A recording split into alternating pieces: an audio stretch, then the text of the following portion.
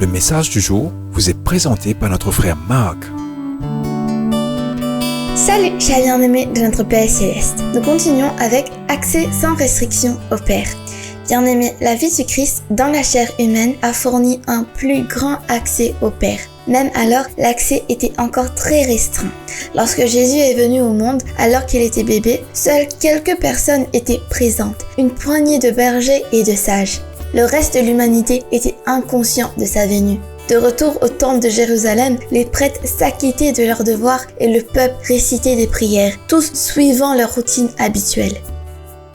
Quand Jésus était un jeune garçon, quelques personnes l'ont vu dans le temple. C'était pour la plupart des prêtres et des scribes qui s'émerveillaient de sa connaissance et de la parole de Dieu. Mais le grand public ne le connaissait pas. Plus tard, d'autres l'ont rencontré dans l'atelier de menuiserie de Joseph où il travaillait. Mais qui pourrait croire que Jésus était Dieu dans la chair, alors qu'il réparait leurs chaises cassées?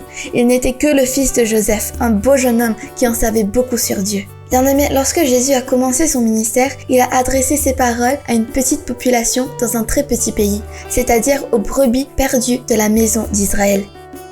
Et parce qu'il ne pouvait être qu'à un endroit à la fois, l'accès à lui était limité par la logistique. Par exemple, bien-aimé, si vous vouliez rencontrer Jésus, vous devriez aller en Juda. Donc, si vous viviez en dehors d'Israël, vous deviez voyager pendant des jours ou des semaines en bateau, à dos de chameau ou à pied. Ensuite, vous deviez retracer sa présence dans un village, y trouver une foule et leur demander de le localiser. Ou, s'il venait de quitter la ville, il fallait écouter les rumeurs pour savoir où il allait. Et une fois que vous avez trouvé Jésus, vous deviez être physiquement proche pour entendre sa voix, recevoir son toucher, être béni en sa présence. C'était un accès des plus restreints. Pour arriver au Seigneur, il fallait être au bon endroit au bon moment. Considérez l'aveugle, Bartimée, qui a entendu Jésus passer. Quand cet homme a appris qui c'était, il s'est crié « Jésus, guéris-moi, afin que je recouvre la vue ». Ce n'est qu'alors que Christ l'a restauré.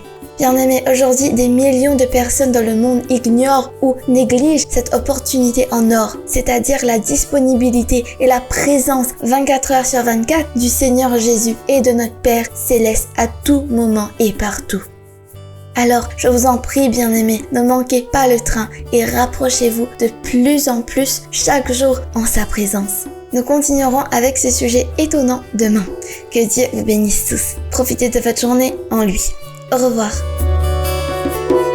Si toi aussi tu crois que la parole de Dieu est une bénédiction, partage-la et sois une source de bénédiction pour les autres toi aussi.